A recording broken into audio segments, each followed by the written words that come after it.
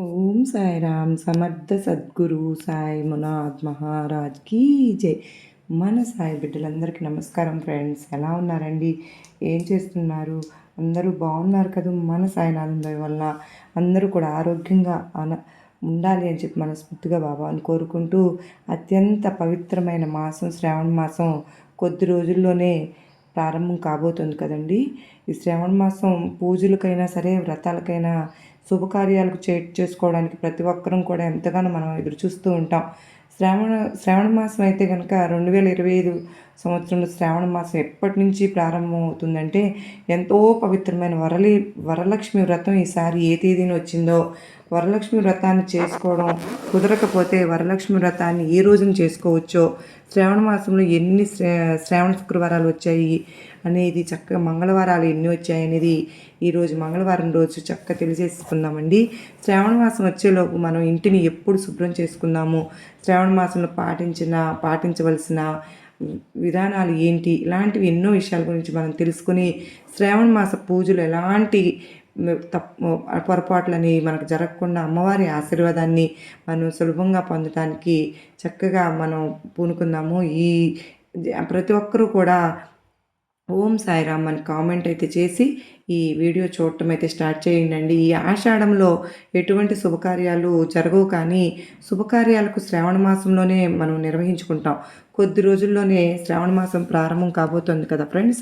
ఈ శ్రావణ మాసంలో ప్రతి ఇల్లు కూడా ఆలయాన్ని తలపించేలాగా కలకల్లాడిపోతూ ఉంటుంది. శ్రావణ మాసము అంటేనే లక్ష్మీదేవి ఎంతో ఇష్టమైన మాసం కనుక ఈ శ్రావణ మాసంలో మనం అమ్మవారిని భక్తి శ్రద్ధలతో కనుక పూజించుకుంటే వివాహమైన సరే ఆడవారికి నిండు సౌభాగ్యం, అలాగే మన కుటుంబం మొత్తానికి అష్టైశ్వర్యాలు లభిస్తాయండి. మనం ఈ జూలై 25వ తేదీన శుక్రవారం రోజున పౌర్ణమి తిథిలో, అంటే పాడ్యమి శ్రావణ మాసం ప్రారంభమయ్యి ఆగస్టు 23 శనివారంతో శ్రావణ మాసం అనేది ముగుస్తుందండి.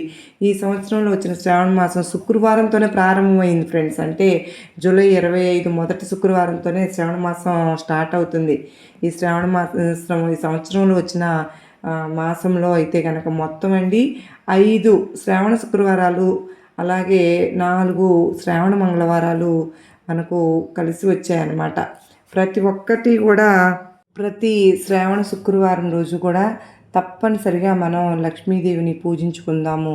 శ్రావణ శుక్రవారాల్లోనండి లక్ష్మీదేవిని మనం కనుక పూజించుకుంటే ఈ సంవత్సరం అంతా కూడా ఐశ్వర్యానికి అనేది లోటు లేకోకుండా ఉంటుంది. అలాగే శ్రావణ మంగళవారాల్లో మనం తప్పనిసరిగా మంగళ గౌరి వ్రతాన్ని చేసుకుంటాం. ఇక ఎంతో శక్తివంతమైనటువంటి మహిమాన్వితమైనటువంటి వరలక్ష్మి వ్రతం ఆగస్టు 8వ తేదీన వచ్చింది ఫ్రెండ్స్. ప్రతి సంవత్సరం ఈ యొక్క వ్రతాన్ని మనం చేసుకున్నా సరే ఆ అమ్మవారి కరుణా కటాక్షాలతో మన ఇల్లంతా కనక వర్షంతో నిండిపోతుంది. ఆగస్టు 8వ తేదీన వరలక్ష్మి వ్రతం చేసుకున్న రోజున ఎవరికైనా సరే అమ్మవారిని పూజించడానికి వీలు కుదరకపోతే మాత్రం, అంటే ఈ సమయంలో నెలసరి కానీ ఈ శ్రావణ మాసంలో వచ్చే ఏదైనా శుక్రవారం రోజు వరలక్ష్మి వ్రతాన్ని మనం చేసుకోవచ్చు. ఈ శ్రావణ మాసంలో వరలక్ష్మి వ్రతమే కాదండి, శ్రావణ సోమవారాలు, శ్రావణ మంగళవారాలు, అలాగే శ్రావణ శనివారాలన్నీ కూడా ముఖ్యమైన రోజులే కనుక ఈ శ్రావణ శుక్రవారాలు సిరి సంపదల కోసం లక్ష్మీదేవిని మనం పూజించుకున్నట్లే, ఆడవారి మన సౌభాగ్యం కోసం, తన భర్త ఆయుష్ కోసం, అలాగే భర్త ఆదాయం పెరగడం కోసం శ్రావణ మంగళవారంలో తప్పనిసరిగా మంగళగౌరి వ్రతాన్ని చేసుకోవాలి. ఇక శ్రావణ మాసంలో తప్పనిసరిగా కొన్ని వస్తువులను ముందుగానే తెచ్చుకుని మన పూజా గదిలో పెట్టుకుంటే కనుక చాలా మంచిదండి. అన్నిటికంటే ముఖ్యంగా ఈ శ్రావణ మాసంలో ఒక చిన్న సైజులో ఉన్న అటువంటి అమ్మవారి విగ్రహాన్ని, లక్ష్మీదేవి విగ్రహాన్ని తెచ్చుకొని మన పూజ గదిలో పెట్టుకుని, లేదా లక్ష్మీదేవి చిత్రపటాన్ని తెచ్చుకొని పూజ గదిలో పెట్టుకుందాం. స్వయంగా లక్ష్మీదేవి మన ఇంటికి నడిచి వచ్చేసినట్టే. ఇక లక్ష్మీదేవికి అత్యంత ప్రీతికరమైన వాటిల్లో శంఖం అండి. శంఖం ఒకటి కాబట్టి శ్రావణ మాసంలో తప్పనిసరిగా ఒక చిన్న శంఖాన్ని తెచ్చుకుని మన పూజ గదిలో కనుక పెట్టుకుంటే మన ఇంటి ఐశ్వర్యం వృద్ధి చెందుతుంది.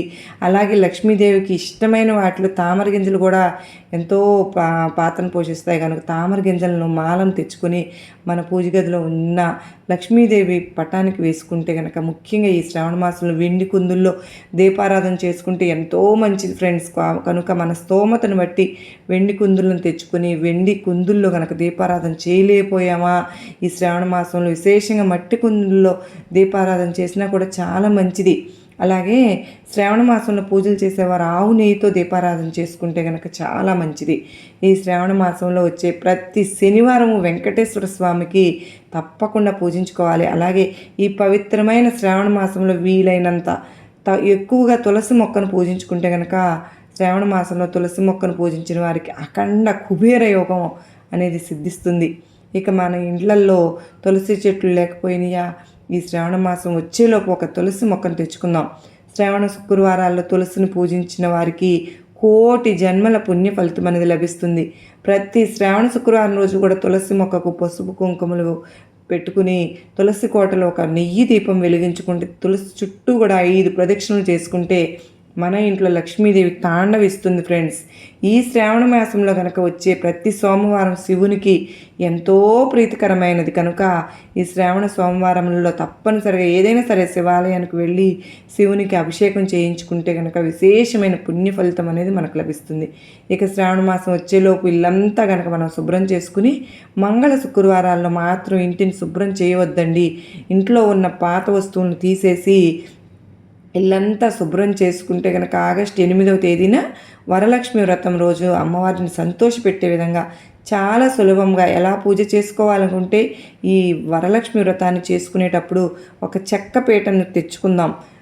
ఆ పీట పైన ఒక కొత్త వస్త్రాన్ని వేసుకుని ఆ పీట పైన అమ్మవారి విగ్రహాన్ని కానీ అమ్మవారి చిత్రపటాన్ని కానీ పెట్టుకుని కలశాన్ని ఏర్పాటు చేసుకుని, ఒక రాగి కలశాన్ని కానీ వెండి కలశాన్ని అయినా సరే కానీ తీసుకుని ఈ కలశంలో బియ్యం, పసుపు, కుంకుమలు, తమలపాకులు, ఒక్కలు అలాగే రూపాయి నాణ్యాలను వేసుకుని కలశం పైన కొబ్బరికాయను పెట్టుకుని కలశాన్ని పసుపు కుంకుమలతో మామిడి తోరణాలతో అలంకరించుకోవాలి. అమ్మవారి పక్కనే కలశాన్ని ప్రతిష్ఠించి ముందుగా వినాయకునికి నమస్కారం చేసుకుని వరలక్ష్మి అష్టోత్తరాన్ని చదువుతూ పసుపు కుంకుమలతో అమ్మవారిని పూజించుకోవాలి. ఇక అమ్మవారికి ఎంతో ఇష్టమైనటువంటి నైవేద్యాలు, పాలతో చేసిన పాయసము, పులగము, గారెలు, పులిహోర ఇలాంటి నైవేద్యాలను నివేదించుకోవచ్చు. అంత మాత్రమే కాదండి, మనం వరలక్ష్మి వ్రతాన్ని ఆచరించే వాళ్ళము కుడి చేతిని తోరణం కట్టుకుంటాము. వరలక్ష్మి వ్రత కథను చదువుకుని అమ్మవారికి హారతినిచ్చి వరలక్ష్మి వ్రతాన్ని ముగించుకుంటాం. ఈ విధంగా ఎంతో సులభంగా వరలక్ష్మి వ్రతాన్ని చేసుకుని అమ్మవారి సంపూర్ణ ఆశీర్వాదాన్ని పొందుదాం. మరి అంత మాత్రమే కాదండి, ఇవన్నీ చెప్పుకున్నాం కదా, మంగళవారం, సోమవారం, శుక్రవారం అన్నీ చెప్పుకున్నాం. మరి సాయినాథునికి ఈ శ్రావణ మాసంలో ఏం చేస్తారో పైన మీరు స్క్రీన్ మీద చూస్తూ ఉన్నారు కదండి, చాలా విశేషమండి. బాబావారి పారాయణాలు అందరూ మూకుమ్మడిగా చేస్తారండి, చాలా బాగా జరుగుతాయి అన్నమాట షిరిడీలో. ప్రతి ఒక్కరూ దాని గురించి ఇదే పైన చూడండి, అందరూ చాలా నిబద్ధతగా చేస్తారండి. కలశం పెట్టుకుని అమ్మవారికి అది వాళ్ళు చాలా నిష్టగా ఆచారంగా చేస్తారనమాట. ప్రతి సంవత్సరం కూడా శ్రావణ మాసంలో ఈ 2025 ఆ టైంలో చక్కగా డేట్స్ అన్నీ కూడా ఇచ్చారు కదండి. ఆ టైమ్స్ ప్రకారం మనం కూడా ఒక ఫాలో అయితే కనుక మనకు కూడా సాయినాథుని ఆశీస్సులు కూడా మనకు తప్పకుండా లభిస్తాయండి. అమ్మవారి ఆశీస్సులతో పాటు మనం బాబావారి ఆశీస్సులు పొందాలని నేను కూడా మనస్ఫూర్తిగా కోరుకుంటూ, మనందరికీ అష్టైశ్వర్యాలు కలగాలని అమ్మవారిని వేడుకుంటూ సర్వేజన సుఖినో భవంతు.